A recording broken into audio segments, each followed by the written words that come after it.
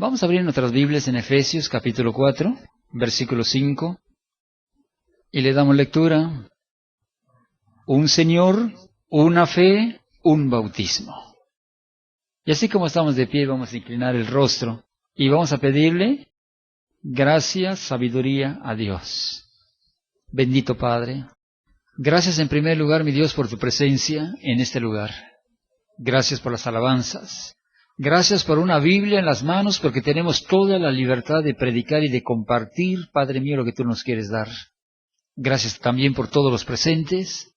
Y si añadimos, gracias por la vida, por la salud, por la comida, por la casa, por los hijos, por la esposa, por el trabajo. Mira cuántas cosas, Padre mío. Gracias, Señor.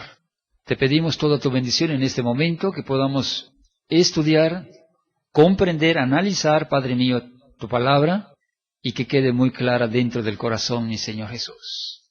En tu nombre, gracias. Amén, mi Dios. Te voy a hablar como primer punto, un bautismo. ¿Por qué se necesita un bautismo? ¿Por qué fue establecido un bautismo nada más? Aunque el enemigo muchas veces ha tratado de cambiarlo. Y te doy un ejemplo. El católico, bautizando a los niños. El mormón, el que está vivo, se bautiza por el muerto. Mi papá se murió hace mucho tiempo, me voy a bautizar por él para que se salve. De esa manera bautizan los mormones. Los del séptimo día bautizan en un segundo bautismo. Ya te bautizaste, pero caíste, te volvemos a bautizar. La Biblia me enseña, solo hay un bautismo. No me enseña dos, y mucho menos tres. Me está enseñando o me está mostrando que solamente hay un bautismo. Ahora, vamos a ver un texto bíblico para que nos demos cuenta cómo éramos antes del bautismo y cómo debemos ser después del bautismo. Primera de Juan, capítulo 3, versículo 8. Dice: ¿cierto o no cierto que antes de bautizarnos el pecado sobreabunda en nuestras vidas? Hacemos lo que queremos. Pero dice la Biblia, el que practica el pecado, no se le puede cambiar esa letra, es del diablo. No se le puede cambiar, porque está muy feo. El que hace pecado, el que practica el pecado, es del diablo. Claro, para eso apareció Cristo, para que por medio del bautismo dejemos de practicar el pecado y entonces nos convirtamos en hijos de Dios. Seguimos leyendo. El que practica el pecado es del diablo, porque el diablo peca desde el principio y para esto apareció el Hijo de Dios, para deshacer las obras del diablo. Para esto apareció el Hijo de Dios, para esto vino Cristo. ¿Para qué? Para que dejemos de ser hijos del diablo. ¿Sí lo comprendemos? Antes del bautismo está la práctica del pecado. ¿Qué es una práctica? Lo que se hace a cada rato. Me miente ahorita, miente a la esposa, miente al jefe, miente al vecino, miente a sus hijos, a todos miente. Entonces, ¿cómo se le llama eso? Es una práctica. No se le escapó nada más la mentira. Es una práctica que está dentro de su vida. Bueno, ¿y por qué lo practica? Porque es un hijo del diablo. Yo les digo, no se puede cambiar esa palabra porque está fea. Pero es lo que dice la Biblia. ¿O cómo dice tu Biblia? ¿Dice lo mismo? Entonces me da a entender que cuando no soy bautizado, hay práctica del pecado, soy hijo del diablo, y que para eso apareció el Hijo de Dios, para que ya no haya práctica de pecados y yo deje de ser hijo del diablo. Porque ya voy a hablar verdad, ya voy a vivir una vida en santidad, una vida recta como la que le agrada a Dios. Entonces, solamente hay un bautismo. Nos muestra cuando éramos antes del bautismo, pero también nos enseña después del bautismo. Versículo 9. Todo aquel que es nacido de Dios, claro, para eso vino Cristo. Todo aquel que es nacido de Dios, y ahora nos dice, no practica el pecado. ¿Hay diferencia? Unos practican el pecado y los otros ya no practican el pecado. Antes éramos hijos del diablo y ahora nos convertimos en hijos de Dios. Un bautismo nada más. Nos muestra antes y nos muestra después de un bautismo. Todo aquel que es nacido de Dios no practica el pecado, porque la simiente de Dios permanece dentro del cuerpo o en él y ya no puede estar pecando, porque ahora es nacido de Dios o tiene un nuevo nacimiento. A ver, ¿cómo está eso de que tiene un nuevo nacimiento? Es la verdad. Si nos está hablando de solamente un bautismo, el bautismo es un simbolismo de lo que es una sepultura y un nuevo nacimiento. Cuando llevamos a una persona a bautizar, la llevamos al puerto, al mar, al río, al cenote donde haya agua, y lo que hacemos es zambullir todo el cuerpo, que es lo que representa una sepultura, y cuando sacamos el cuerpo ya bautizado, representa un cambio, una nueva vida, una nueva criatura, un hijo de Dios. Solamente hay un bautismo. Antes, los que practican el pecado. Después, las que ya no hay práctica del pecado. ¿Cuánto lo entendemos?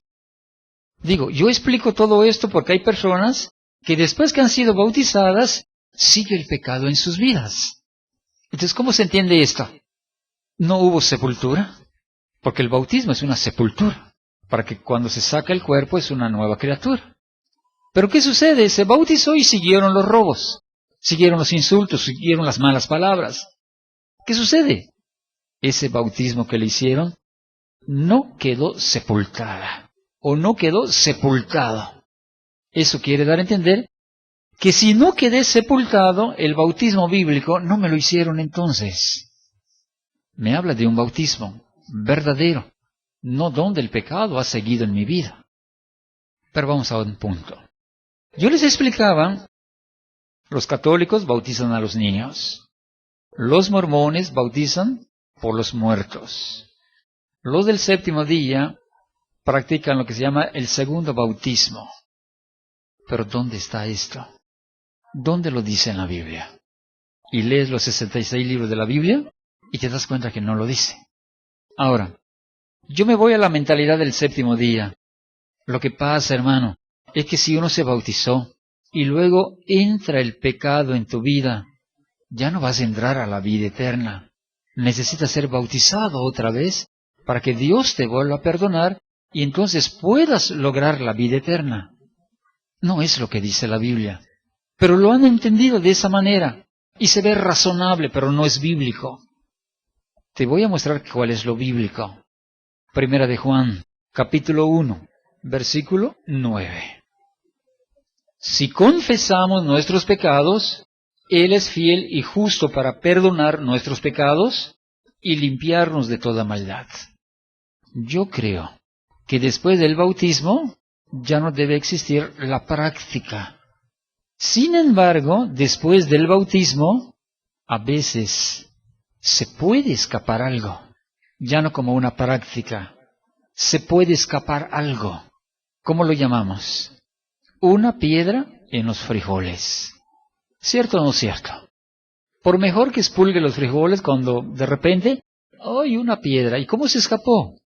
Es exactamente lo que pasa en la vida de un cristiano genuino. No debe haber la práctica del pecado. Sin embargo, por X o por B, cuando nos damos cuenta, pudiéramos, que no es la regla, no es lo normal, pero si pudiéramos cometer algún pecado. Cuando el Hijo de Dios comete un pecado, ya no hay otro bautismo. Pero sí debemos confesar nuestros pecados y Él es fiel y justo para perdonar nuestros pecados y limpiarnos de toda maldad. ¿Qué nos está dando a entender? El pecado por ninguna manera debe quedarse en nuestras vidas. No debe reinar, no debe de gobernar, no debe de quedarse dentro del corazón, sino que inmediatamente que esa piedra que encontramos en el plato de los frijoles, esa piedra no la voy a anular, No me va a dar gusto estar anulando una piedra. ¡Qué rico! Me tocó una piedra y lo siento sabroso. No, al contrario, me lastimó. Por descuido, me tocó en el plato, me lastimó, y eso inmediatamente lo saco y platico con la esposa o con él. ¿Qué pasó? Se te escapó esto. Mira, ya me lastimó la muela. El pecado causa dolor. Si un pecado llegase a entrar a nuestras vidas, Dios es fiel. No necesito otro bautismo. Voy con Dios y le digo, te fallé, Señor. No sé qué es lo que me pasó en mi vida. Me enojé. Levanté la voz. Le volví a gritar a mis hijos. O no sé qué es lo que me pasó, Señor, pero estuve a punto de agarrar una cartera que no era mía. Después del bautismo te lo vuelvo a explicar. No hay otro bautismo. Lo único que podemos hacer es confesar nuestros pecados a Jesús, y Él es fiel y justo para perdonar nuestros pecados y limpiarnos de toda maldad. ¿Por qué decimos esto? Versículo 8. Si decimos que no tenemos pecado, nos engañamos a nosotros mismos y la verdad no está en nosotros. No es la regla, les vuelvo a repetir. No es lo normal.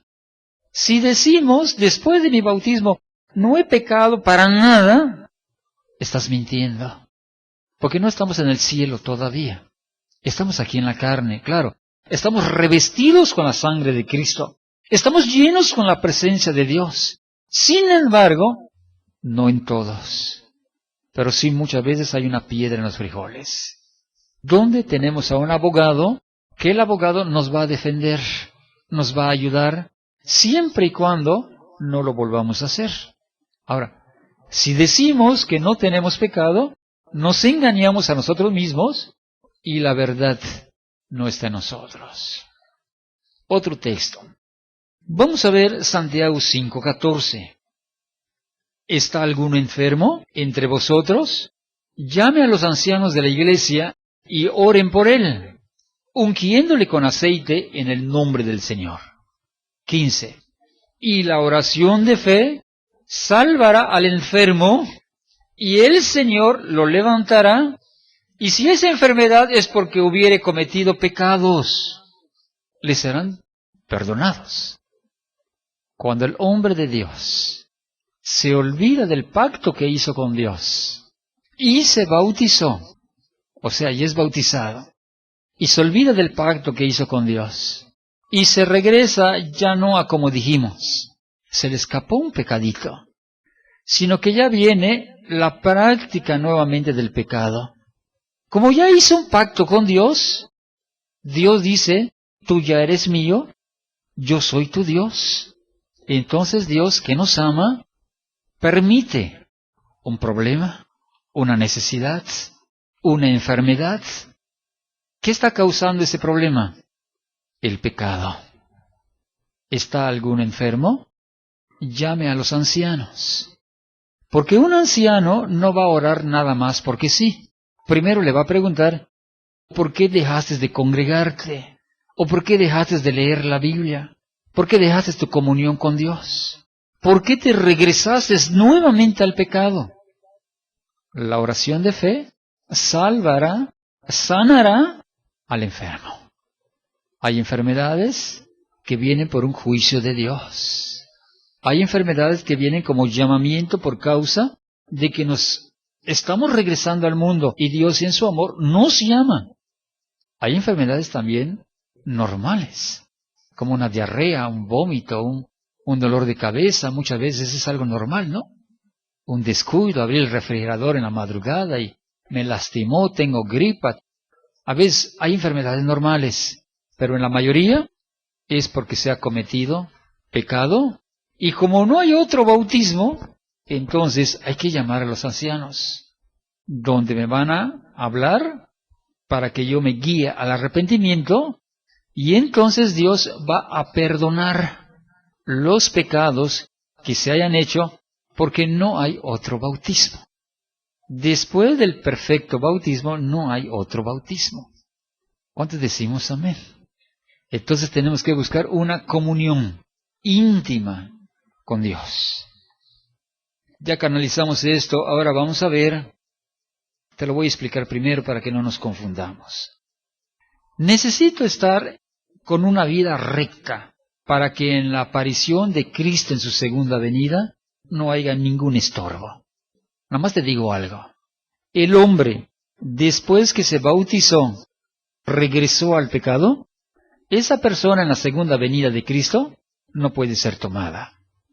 La Biblia dice, nada inmundo entrará en el reino de los cielos. Sino qué caso tiene de que hubieran sacado a Adán y a Eva. Estaban dentro del huerto. Si alguien dice, con todo y pecado entro a la vida eterna, entonces hubieran dejado a Adán y a Eva como estuvieran. Pero ese es un claro ejemplo de que en el huerto de Edén no entra nada inmundo. Y en el paraíso que tiene preparado Dios para cada uno de nosotros, no entra nada inmundo. Eso quiere dar a entender que después del bautismo tenemos que santificarnos, estar listos para la segunda venida de Cristo. Ahora sí, en la segunda venida de Cristo, te quiero demostrar por medio de la Biblia, nos vamos a librar el de ser juzgados, el de ser condenados. Y te voy a decir por qué. Cuando una persona llega al bautismo, en el momento que lo bautizan, no solamente es sepultura y un nuevo nacimiento. En el momento que se bautiza, ahí está el juicio, ahí está la condenación y ahí está el perdón de pecados. Te voy a explicar cómo está esto. ¿A dónde merecemos ir con todas nuestras iniquidades? Al infierno. Por medio del bautismo, nos juzga, nos condena, condena la carne. Y a la misma nos perdona los pecados. Te lo voy a explicar en lo físico. Una persona que comete un crimen, que comete un robo, primero lo detienen, lo interrogan, lo juzgan y luego lo condenan. Es exactamente lo mismo en Cristo. Cuando venimos a Cristo, la palabra nos juzga, nos condena, pero a la vez nos perdona por medio de la gracia en Cristo. Por eso es que cuando uno viene a Cristo, y te lo voy a aclarar, en la segunda venida de Cristo, ¿para qué me va a juzgar Cristo? ¿Para qué me va a condenar Cristo? Si ya me juzgó la palabra, ya me condenó mis pecados, pero ya me perdonó Cristo. Por eso conviene que cada uno de nosotros revisemos nuestras vidas. ¿Cómo nos bautizamos? ¿Es el perfecto? ¿Es el bíblico? ¿Es como el que nos manda Dios? Si es sí, lograr una comunión con Dios. Si es no, es lograr ese bautismo. Porque con ello logramos sepultura y resurrección en Cristo. Logramos juicio, condenación y vida eterna a la vez en el mismo momento. En la segunda venida de Cristo, Él solamente viene a levantar. Cuando Cristo aparezca ahí en las nubes, ¿qué es lo que va a hacer? ¿Te va a juzgar? ¿Te va a condenar? ¿Y luego te va a salvar? O cuando venga Cristo en su segunda venida, Él lo único que va a hacer es estar allá arriba y dice que mandará a sus ángeles y sus ángeles vendrán sobre los que son de Cristo y los tomará y los llevará a la vida eterna. Vamos a entender un punto primero. Vamos a leer Romanos 8:1. Dice, ahora pues, ninguna condenación hay para los que están en Cristo Jesús. Y luego nos dice el por qué. Los que ya no andan conforme a la carne, sino que están andando conforme al Espíritu. Lo que les acabo de explicar del bautismo, antes del bautismo y después del bautismo. Ahora pues ninguna condenación hay para ¿los quién? Para los que están en Cristo Jesús. Y luego, para que no se vaya a confundir, me dice, para los que ya no están practicando el pecado. Para los que ya no andan conforme a la carne, sino que están andando conforme al Espíritu. ¿Qué me dice? Para ti, te libraste de la condenación. ¿Y cómo? Claro, en el momento del bautismo, nos juzga, nos condena y nos perdona por su grande amor. Ahora, ¿para qué nos vuelve a juzgar otra vez? Ya estamos juzgados, ya estamos condenados, ya renacimos por causa de la gracia de Cristo. Tiene razón Pablo, ya no voy a ser condenado. Pero no lo vayamos a mal confundir. Gloria a Dios, dijo el hermano, que ya no vamos a ser condenados, y aunque yo ande en la carne, ya estoy libre. Mentira. No van a ser condenados los que no andan conforme a la carne, sino que los que andan conforme al Espíritu. O sea, los que ya no están practicando el pecado, los que se complacen en vivir para Cristo, se libran de la condenación. Otro texto. Santiago 5, versículo 9. Dice, hermanos, no os quejéis unos contra otros, para que no seáis condenados. He aquí, el juez está delante de la puerta. Hermano, ¿ya tomaste una decisión de vivir para Cristo? Hermano, ¿ya te bautizaste? Hermano, ¿estás perseverando? Ya no te vuelvas a los rudimentos de la carne. Ya no te regreses al pecado anterior cuando no te habías bautizado. Hermanos, no os quejéis unos contra otros. No dejes que entre la ira, el enojo, los pleitos, las malas palabras, los malos pensamientos. Ya no dejes que entre en tu vida para que no seas condenado. Porque si tú dejas que vuelva a entrar dentro de tu corazón, entonces sí vas a ser condenado. Y a mí no me gustaría ser condenado. Ya me libré de eso. Ahora, le doy gracias a Dios. Por eso es que cada uno de nosotros debe examinarse para que nunca esté reinando el pecado en sus vidas. Primero que nada, está listo para la segunda venida de Cristo. Y en segundo lugar, tiene la seguridad de que Dios ni lo va a juzgar ni lo va a condenar. Amén. Juan 3, 18. Me conviene vivir una vida cristiana y me libro de condenación. Gloria a Dios. El que cree en Jesús o el que en Él cree no es condenado. El que en Él cree no es condenado.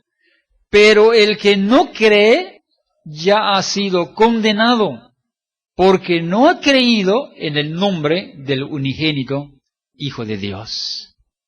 Está en el que cree y obedece, y está en el que no cree y no quiere obedecer. Uno es condenado y el otro ya no es condenado. Versículo 19. Y esta es la condenación, que la luz, la verdad, vino al mundo, y los hombres que no quisieron arrepentirse, que no quisieron bautizarse, que no le hicieron caso a la palabra de Dios, quisieron amar más las tinieblas que la luz, porque sus obras eran malas. Esa es la condenación. ¿Te das cuenta por qué se va a condenar a la gente? Porque vino Cristo y no le quisieron obedecer a Cristo. Cristo nos mostró la verdad, dice Juan 14:6. Yo soy el camino, yo soy la verdad, yo soy la vida. Y los hijos de Cristo son hijos de la verdad, son hijos de la vida. El que en Él no cree ya ha sido condenado, porque no ha querido creer en el nombre del unigénito de Dios. Entonces, si hay condenación, dilo, ¿para quién? ¿Hay condenación para quién? Dilo, para mí que no me he querido arrepentir, hermano. Para mí que después de mi bautismo ha estado reinando el pecado, sí va a haber condenación, hermano.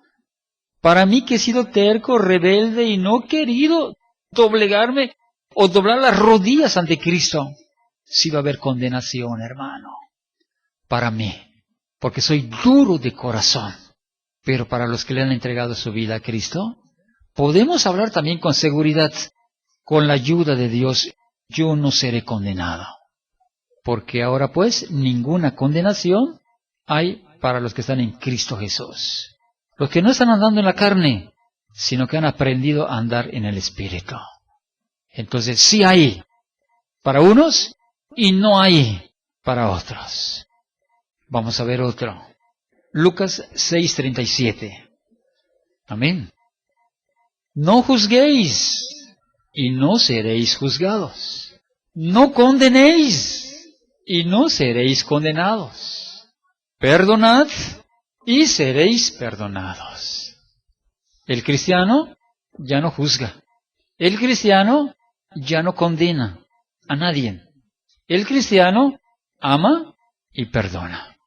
Entonces, si después de mi bautismo estoy juzgando a otros, yo también voy a ser juzgado. Si después de mi bautismo sigo condenando a la gente, también yo voy a ser condenado, porque no estoy demostrando todavía que soy un hijo de Dios. Estoy demostrando que todavía vivo en la carne. Primera de Corintios, capítulo 11, versículo 31. Dice, si pues expulgáramos los frijoles, si pues nos examinásemos a nosotros mismos, no seríamos juzgados. Si todos los días hacemos un examen de nuestra vida, a ver, ¿cómo estuve en el día de hoy? En el trabajo no hubo robos, no hubo enojos, no hubo mentiras. Gloria a Dios, logré esa bendición en mi vida. Si nos logramos examinar qué es lo que hay dentro del corazón, ¿para qué nos juzga Dios? Ya no seríamos juzgados. ¿Por qué? Porque la palabra nos está juzgando. Entonces, en lo literal, ya no seríamos juzgados. Porque nos estamos examinando. No estamos permitiendo o le estamos pidiendo el favor a Cristo que nos ayude para que el pecado no esté gobernándonos. Para que el pecado no esté reinando dentro del corazón, donde al reinar nos lleva a la práctica. Si nos examinamos a nosotros mismos, yo te puedo asegurar una cosa, no seremos juzgados. Y yo prefiero el no ser juzgado. Versículo 32. Mas siendo juzgados, somos castigados por el Señor para que no seamos condenados con el mundo. Lo que acabamos de leer de Santiago. ¿Está alguno enfermo? Llame a los ancianos, y si hubiere pecado, la oración de fe salvará al enfermo. Lo mismo de Santiago nos lo dice aquí. Mas siendo juzgados, somos castigados. Cuando se nos escapó un pecadito, nos llama Dios, y no queremos componer, nos castiga Dios, porque Dios sí castiga. Cuando el hombre se rebela en contra de Dios y ya tomó una decisión, y él entregó su vida a Dios, se rebela en contra de Dios, y Dios lo castiga para que se vuelva al camino de Cristo. Entonces, siendo juzgados, somos castigados, no dice por el pastor, dice somos castigados por el Señor, para que no seamos condenados con la condenación que va a tener el mundo. ¿Queda claro esto? ¿De qué nos libramos? Por medio de un buen bautismo. Me libro de que yo sea juzgado y me libro de que yo sea condenado. ¿Por qué? Porque en el bautismo que me hicieron, cuando me bauticé en el nombre de Jesús, entonces ahí Dios me perdonó todos mis pecados. ¿Cuántos pecados? Todos. Todos mis pecados me los perdonó Dios. Si el diablo me quiere condenar, ¿de qué me va a condenar? De nada, porque ya me perdonó Dios. ¿De qué me puede condenar? ¿De qué me puede acusar? Ya me perdonó Dios. Es más, me dijo Jesús, tus pecados son perdonados. ¿De qué me va a condenar el diablo? ¿De qué se me va a juzgar? No hay nada de que ser juzgado y mucho menos condenado. Y vuelvo a repetir para que no se confunda. ¿Para quién es esto? No se vaya a confundir. Así que el consejo que yo les doy, el que no ha sido bautizado, corra con sabiduría, sabiendo lo que debiera haber hecho y que no lo ha hecho. Corra y logre antes que sea condenado, antes que sea juzgado. Ahora sí, ya expliqué todo esto, vamos a Mateo. Mateo 24:30. Entonces aparecerá la señal del Hijo del Hombre en el cielo. Nos está hablando de la segunda venida de Cristo. Entonces aparecerá la señal del Hijo del Hombre en el cielo. Y entonces se lamentarán los que no quisieron bautizarse. Y entonces se lamentarán los que no quisieron abandonar el pecado. Y entonces se lamentarán los que conocieron a Cristo y luego se volvieron para atrás nuevamente con el pecado.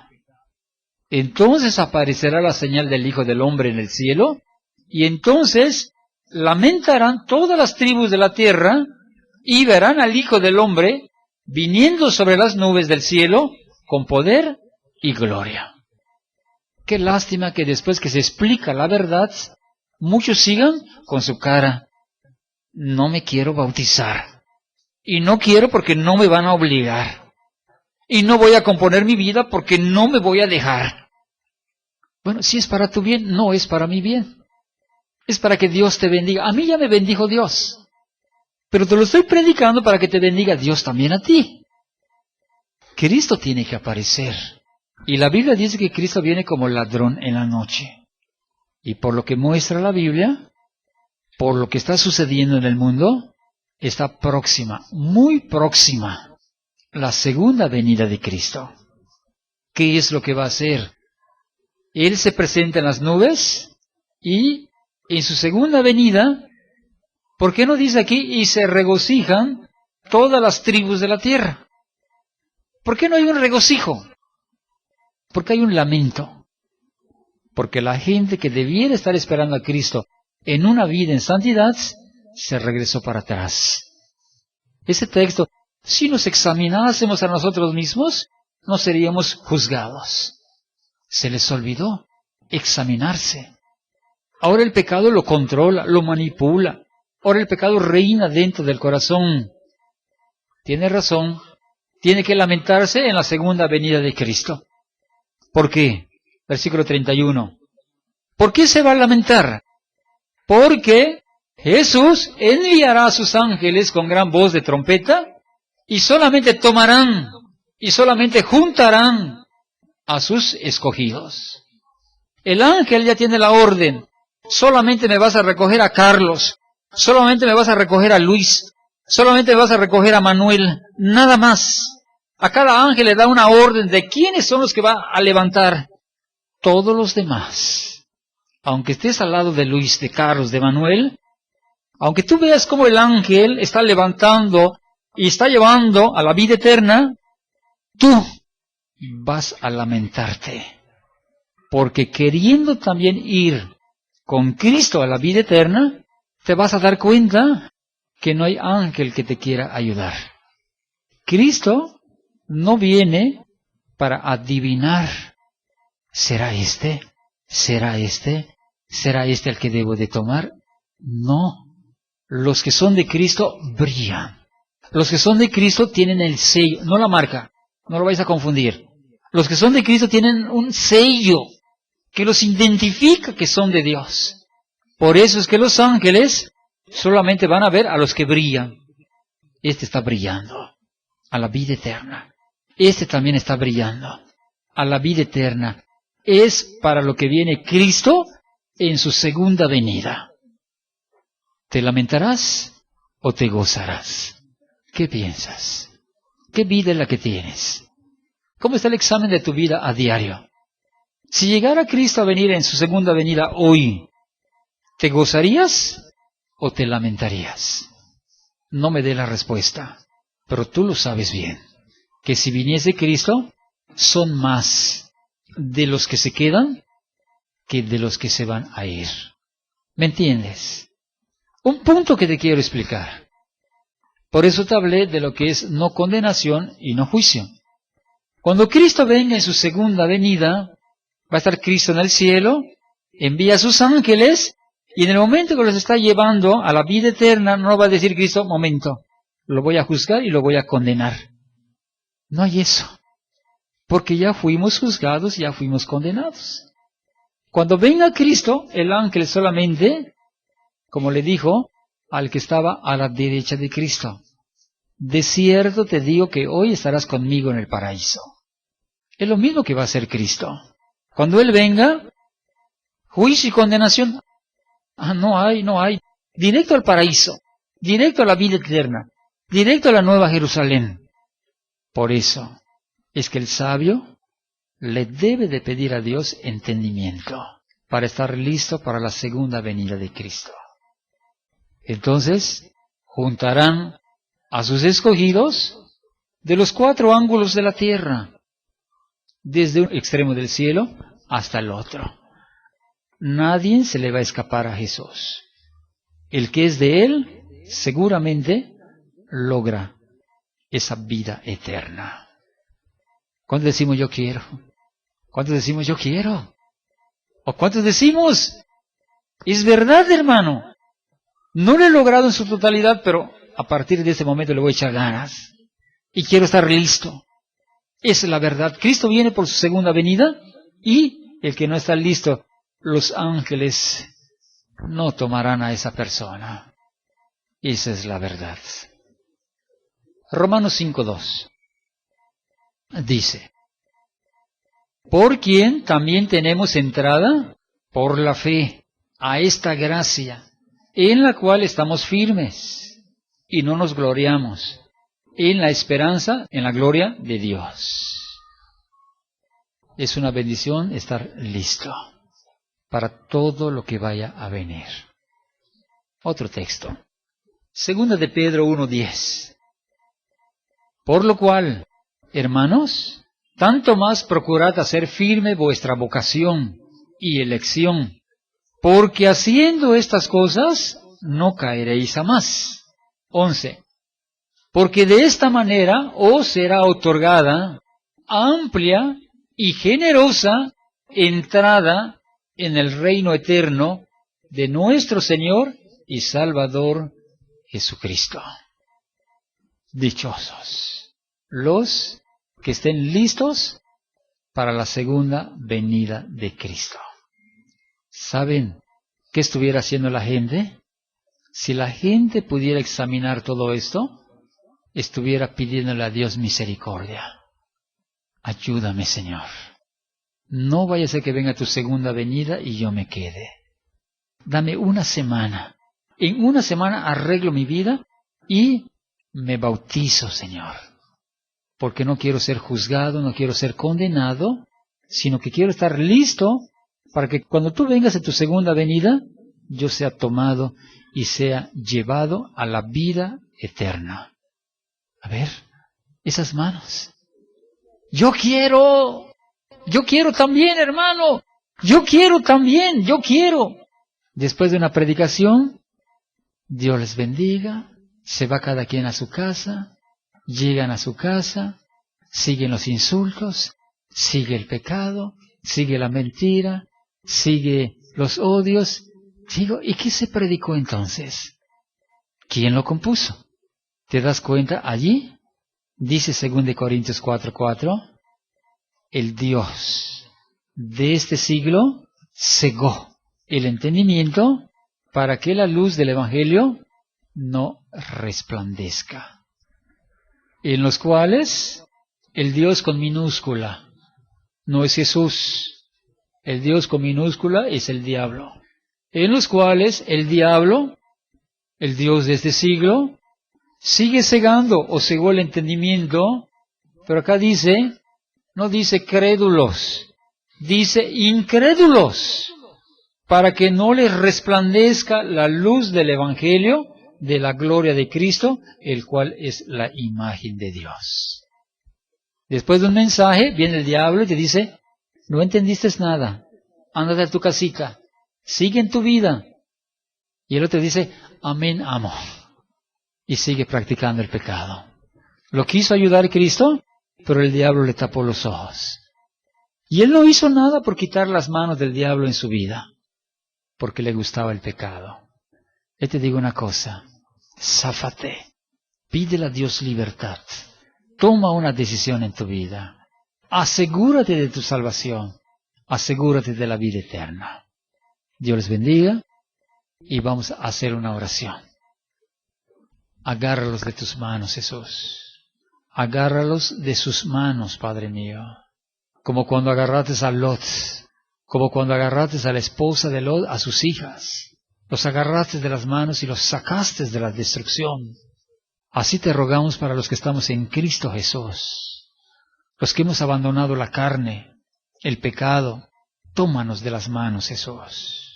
Ayúdanos, que en tu segunda venida podamos ser tomados para heredar la vida eterna. Y por aquel que no se ha querido arrepentir, y por aquel que no ha querido tener un arrepentimiento en su vida, Padre, ten compasión de él. Ayúdalo, Jesús. Quítale la venda en los ojos.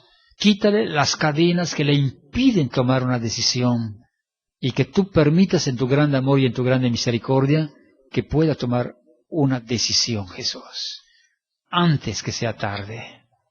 Yo te doy las gracias en el nombre de Jesús. Amén, mi Dios.